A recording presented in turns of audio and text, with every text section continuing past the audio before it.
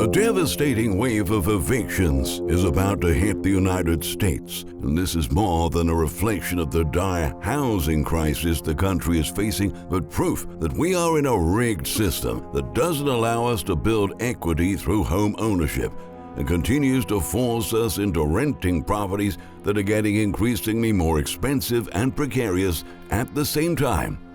Right now, distortions are getting so extreme in the rental market that evictions in middle-class suburbs are rising faster than in lower and upper-income neighborhoods.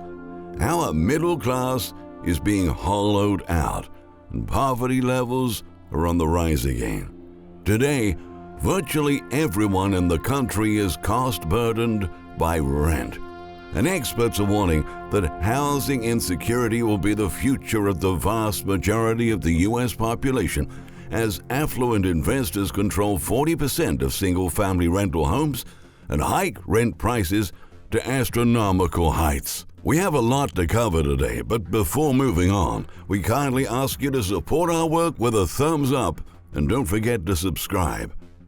Housing advocates are alerting the public about the looming wave of evictions that will affect millions of American adults and children in 2023. Really concerning, shocking, and a huge problem are just a few ways they've characterized the disturbing crisis that's now approaching.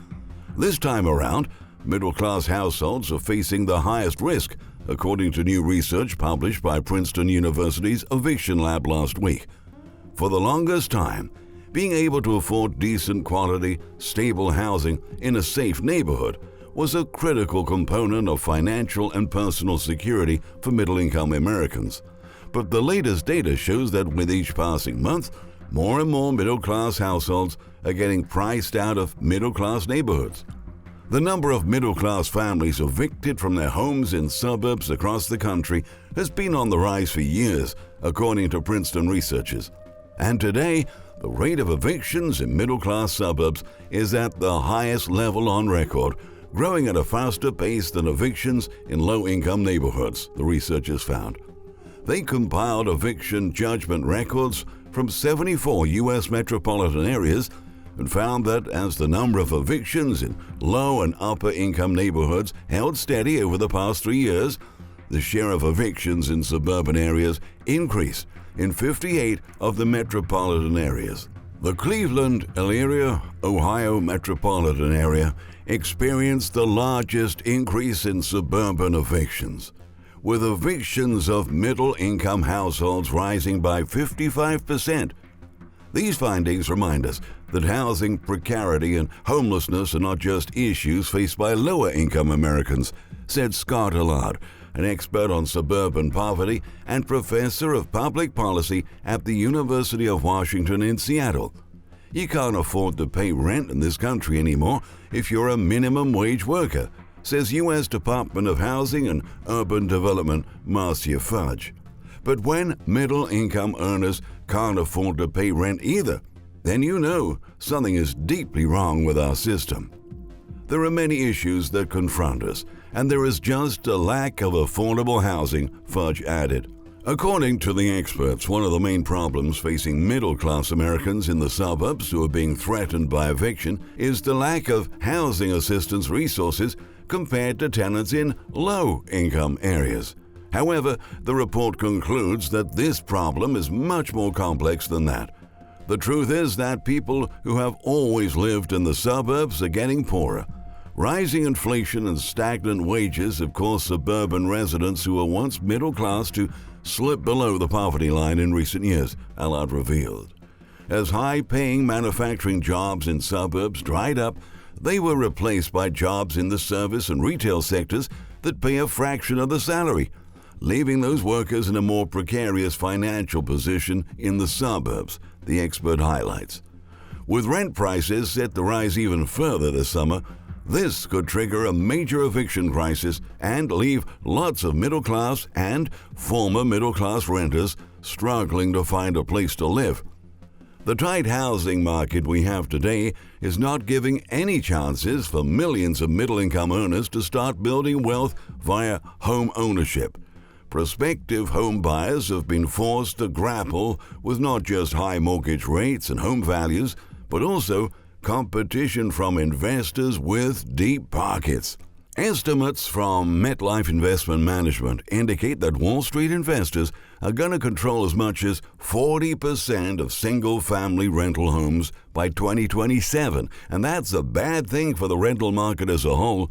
The firm explains that the problem with Wall Street taking an interest in the rental market is twofold. The first issue is that the more properties that are scooped up by investors, the fewer that will be available to average American families who may want those homes for their own use. The second issue is that if investors take over the rental market, they will certainly hike rental prices to even higher levels and spur a major affordability crunch for those needing a roof over their heads. While mom-and-pop landlords can be more flexible about payment dates, admit a job loss or medical emergency faced by their tenants, corporate landlords are known for their ruthlessness, filing almost 4 times more evictions than small property owners, even during the pandemic. And though eviction rates dipped in 2020 due to pandemic moratoriums, they have already since climbed back to pre-COVID levels. We've seen in recent months an increase in eviction filings in the areas we track, sometimes back towards pre-pandemic averages and sometimes worse, exposed Jacob Haas, a research specialist at the Eviction Lab. Eviction could be a traumatic, destructive experience for the families that face it, and we have every reason to expect that those rates will continue to rise throughout the year. In February, the U.S. median rent increased another 2.4%, reaching almost $2,000. Data released by Rent.com shows that the average rent of a regular one-bedroom apartment now costs $1,942. That is the highest level since June 2021. The fact that rents have been so high is rooted in an inventory shortage. A lot of people are also uncertain about the economy and just staying put, not moving around as much, said John Leckie, a researcher at Rent. For the first time ever, 44 million American renters are spending 30% of their income on rent or more, something Moody's Analytics calls a rent burden. Middle-income households renting a 2-bedroom apartment in most of our metropolitan areas must direct 41% of their incomes towards rent every month. Meanwhile, 17 million low-income workers lose up to 55% of their pay just to cover rent. They are considered severely housing cost burdened, and they are a single unexpected event away from losing their homes. Moody's reports that in Georgia, 65% of renters are staring down evictions. The second highest danger of eviction is in Louisiana at 35%. In South Carolina, 33.9% of renters are behind on rent payments. Meanwhile, in Maryland, 27.3% of renters may be evicted over the next 3 months. And in Maryland and Arizona, 21.7% of tenants are at risk. At the same time, roughly 15% of all households in America are behind on at least one rent payment. The report also notes that wages have failed to keep up with housing costs. Since 2015, while incomes have increased by 26%, housing prices have risen by 77% nationwide.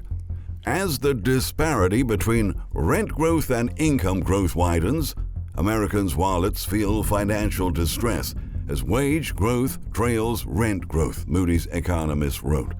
As troublesome as the data presented in the study is, America's struggle with affordable housing is a problem that may soon get worse, the report read. A separate survey from Freddie Mac released in February revealed most American renters experienced rent increases over the past year. Less than 40% saw their wages go up. The survey found that nearly 1 in 5 renters, whose rental costs rose, believe they're likely to miss a payment. Only a third of renters who earned pay raises in the past 12 months said their new incomes will cover their new rent. The surge in rents that took place over the last 12 months has created even greater housing uncertainty for all U.S. renters, Kevin Palmer, head of Freddie Mac Multifamily, said in a media release.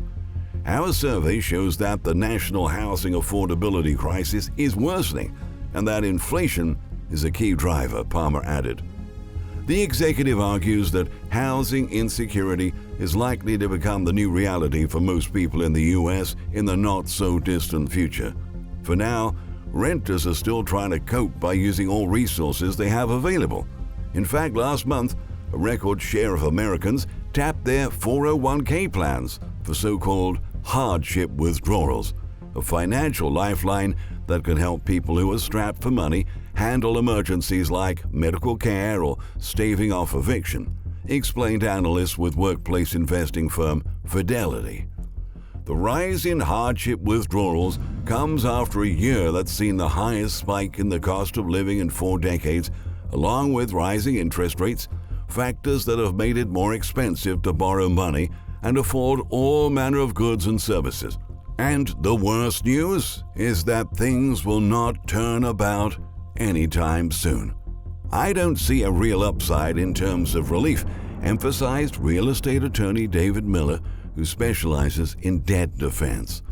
Miller predicts that eviction and foreclosure rates will double by the end of the year. I don't think there's a way to really sugarcoat it, he said. From a landlord's perspective, if they have the ability to raise the rent, I think they're gonna do it. I can't imagine it's gonna be good for the citizens of America, Miller stressed. Evictions are known to disrupt many realms of people's lives, their health, their relationships, their job, and their kids' education. Now, all of those struggles will be exacerbated by the ongoing recession. For many Americans who may lose their jobs and therefore their source of income, losing their homes won't just be a result of our current housing crisis. For them, it'll be an everything crisis. Evictions also make it harder for renters to find their next home because landlords can look up their history and turn them away, especially corporate landlords. That consequently limits their options and often steers them into rundown housing with leaks, mold, or pests. Or as Peter Hepburn, a sociologist at Rutgers University at Newark and a research fellow at Princeton University's Eviction Lab, sees the situation that these families may fall into a housing spiral. One eviction begets another, he says. You see people who, once they face a first eviction, have a cycle of instability and insecurity in their housing. Unfortunately, it seems like this has been the plan all along. First, government officials fueled the growth of the largest housing bubble we've ever seen. Then they allowed investors to snatch the supply of homes that would otherwise be bought by U.S. families, forcing people to be subject to absurd price increases, dismantling the middle class, killing the dream of homeownership, and making housing insecurity the new normal. It wasn't supposed to be like this. Our leaders have broken our housing system, and by now it's too late to find an easy fix. So we will all have to deal with this the hard way.